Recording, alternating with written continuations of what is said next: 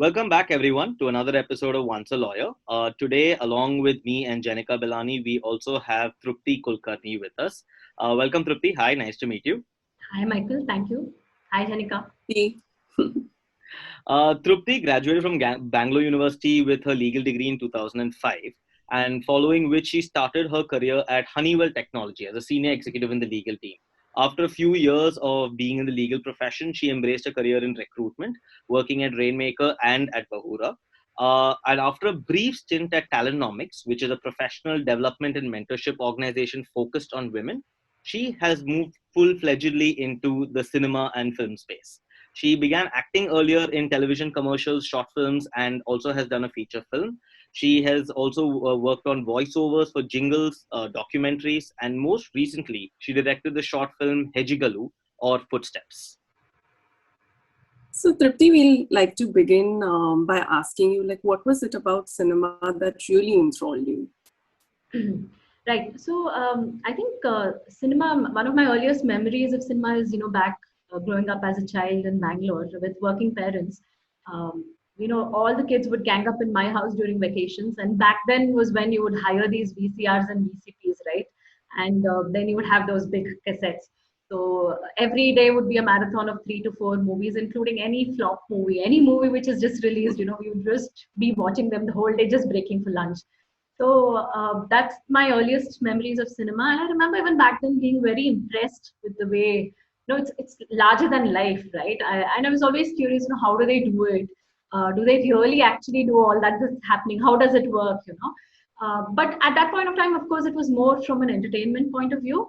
But as I started, a little later on, I started looking at cinema from a slightly more serious perspective, because I realized that as a storytelling medium, it's a very powerful medium, right? Right. And the fact that it's a visual medium makes it that much more attractive. Like it's 2 to 3 hours where you just forget everything, anything that you're feeling, and you're watching it.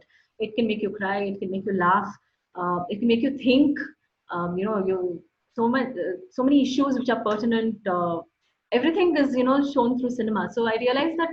I always had the curiosity, and fortunately for me, I got an opportunity to work there.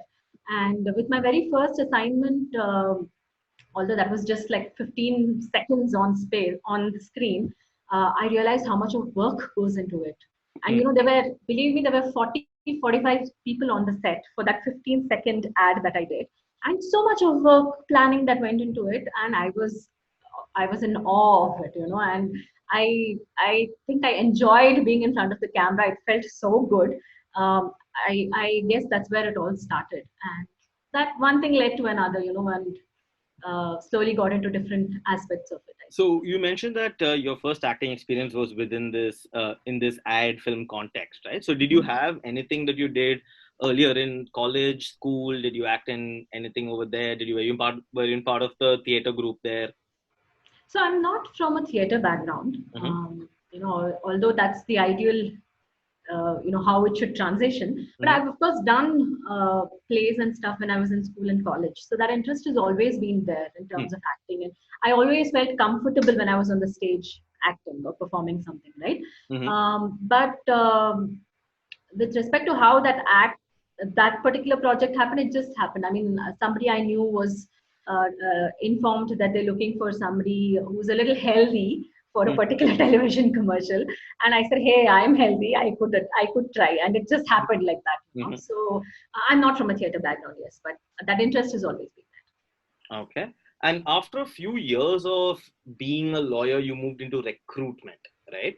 So was that a preliminary step to figuring out this route into cinema entertainment or your other interests and hobbies? Or was that a career choice which you made entirely based on its own promise or its own future? I'd say there are two different things. One was a conscious decision which was made, and the other was something which happened, which came along, I would say. So, of course, recruitment was the conscious decision that I made. By the time I got into that space, I had been in the corporate setup for a couple of years, and I was starting to realize that I was not made for the conventional, traditional legal role. But having trained for 5 years, having coming from a generation of lawyers, I didn't want to entirely give up that background. So I was at that point of, I was in that stage when it's an interesting thing because I got onto the website of Rainmaker because I was looking for a job change actually back then. And when I went onto the site looking for job opportunities, I remember ended up looking what do they actually do, how do they work, and who are these people who started the company, and that seemed more interesting to me. So I remember I dropped my job search and I in fact wrote to Rainmaker telling, are you people hiring? So that's how it started. So that was a very conscious decision because I realized that space was exactly where I wanted to be. It bridged two things that I was interested in. It bridged my legal training and it bridged my interest towards the people side. I was a person who loves interacting with people. I love giving advice because and people come to me for advice. So I just thought that this worked beautifully. So that's how the transition into legal recruitment happened. But cinema, I wouldn't say was that much conscious a decision that I took or a conscious step that I took because it just happened. One opportunity led to another. The network built. People started referring others to me for work. Okay. And like any other profession, it's a profession where you need to, there has to happen cross training, right? So I started with acting, but I realized that, other aspects also you need to know. So voiceover happened, subtitling happened, translations happened, writing happened. So that's how the cinema thing came into place. Okay. Understood. So, Tripti, did the growth and progress in your personal life also sort of affect your career choices as well, somewhere down the line? Definitely. I'd say that it's always been about the priorities that I've had at that point of time in my life. Those priorities have had a big influence in terms of the kind of person I've grown to be or the career choices that I've made. For instance, I think when I started out as a fresh graduate, it was about working for a reputed brand. It had to be a good company that I work for, a decent salary, the perks that come along with it, the stability that it offers, right? But then a couple of years into it, I realized that that's not it. There's still something which is missing. I have the big name, but what is it that's missing? So that's when legal recruitment happened, and that I realized that that's where I need to be. I like doing this. So there's another thing where it's not just the name or the brand, it's about liking what you do. Yeah. So at that point of time, my priority was, like they say, you do a job you love and you don't have to work for a day in your life, right? So that happened with me with legal recruitment and talent management. I loved coming to work. I was finally, I liked doing what I was doing. And it shows when you're happy, because your work also starts getting impacted. So that happened. And then I think the next stage was where I realized that where I slowly started, I have this creative bent towards things. And I realized that I needed to be somewhere, not that I didn't get that with legal recruitment. In fact, I forgot to mention when Michael asked the first question, I think my first stint towards acting and writing and all that stuff happened with Bahura, because back then we used to have that, the filmmaking contest, the intercity filmmaking contest. Okay. And that was, I think, the first step, if you ask me, because we would totally enjoy doing that writing scripts and, kind of directing them, then planning how the shoot's going to happen and stuff like that. So I realized that the creative side is where I want to be, and probably something which gives me a little more independence. And not having boundaries where I need to work. So where I set the boundaries and I decide how things happen. So once you started prioritizing those aspects of work was when acting and cinema started coming into the picture? Yeah. So acting happened much before when I was still in talent management and legal recruitment. But that time it was more of a hobby. So it's something that I did over the weekends or when I had free time. As I started getting more projects and I started realizing that I really enjoy what I'm doing, I started feeling that, okay, this is probably where I finally want to be. And maybe this is where I also have that much options in terms of what all I can do with the capability that I have and with what is being offered to me. I can probably give my best in this space. So when I realized that, that's when this transition happened. So yeah, I definitely say that my personal choices and priorities have influenced the way things have moved for me.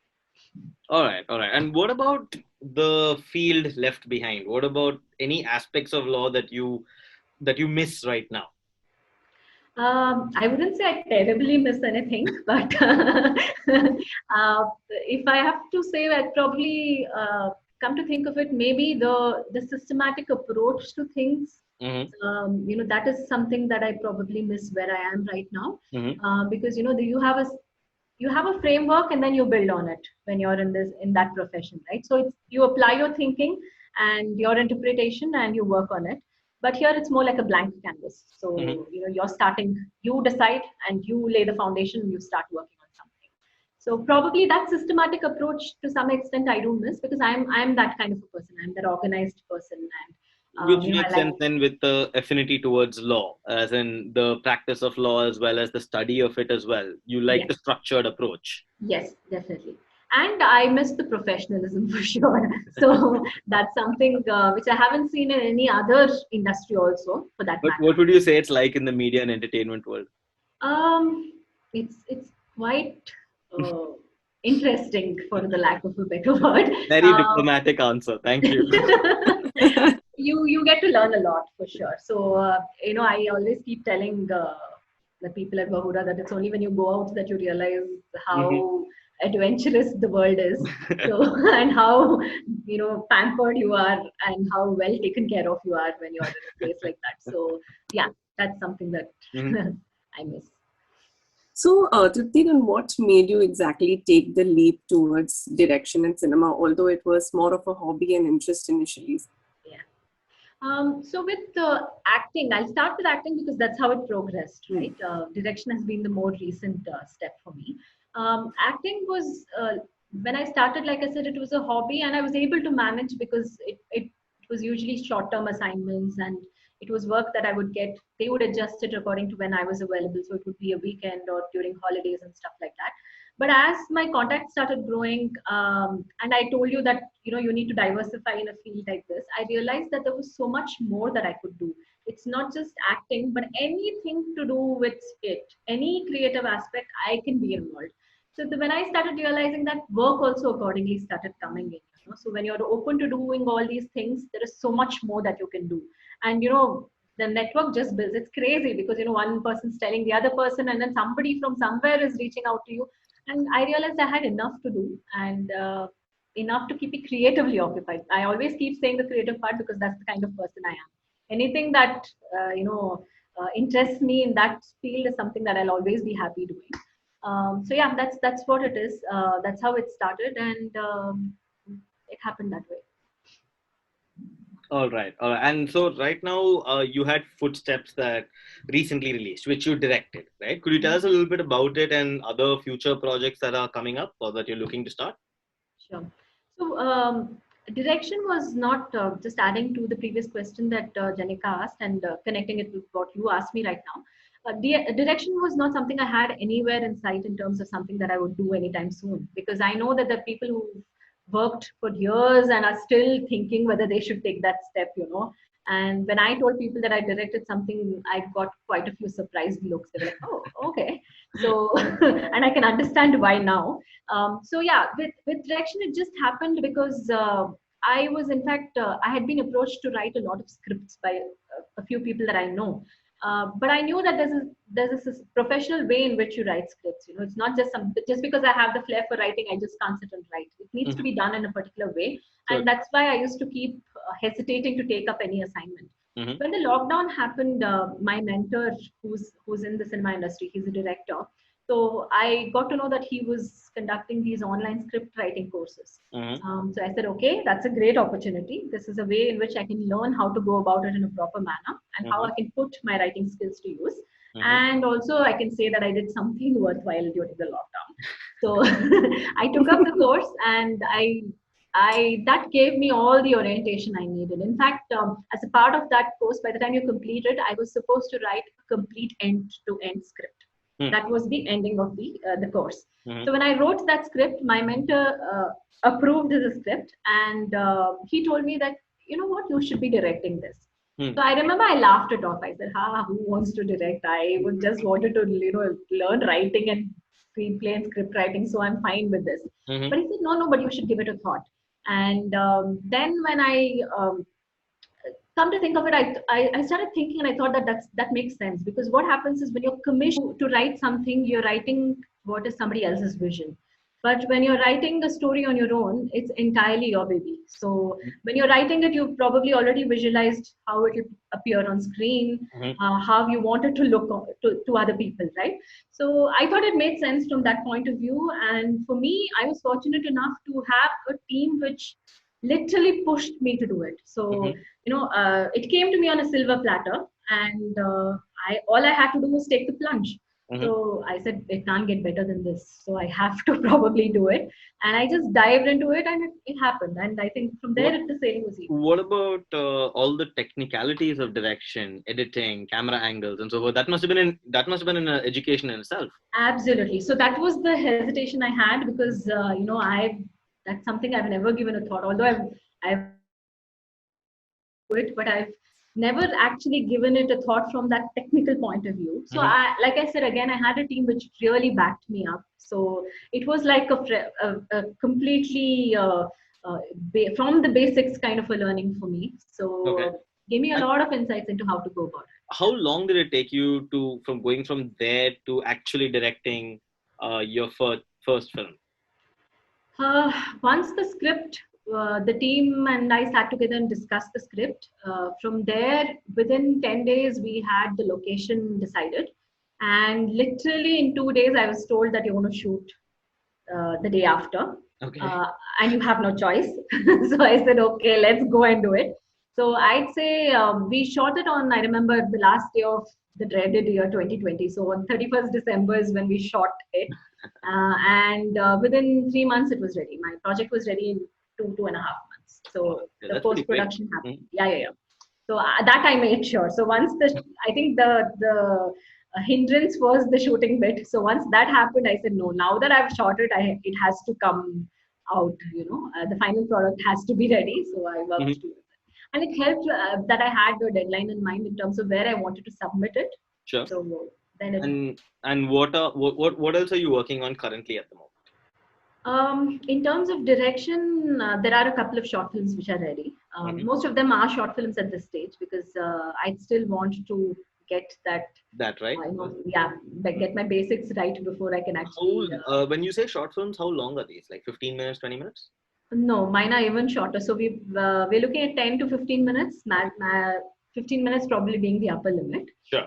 The idea is that I think the challenge is, I don't know if you've seen these microfilms. I have. You have, right? Especially the ones that Kiran Rao had come up with. Those 30 seconds. I thought that was such an impactful thing. So I want to take that as a challenge. In the minimum time, how much can you convey? And how well can you convey something? Okay. So that's why right now most of my scripts are that 7 to 10, 12 minutes kind of projects. Okay.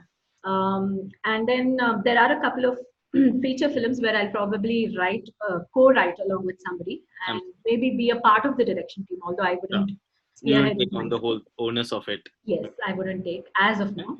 And on the acting side, I have a feature film which is coming up, which should release in a couple of months.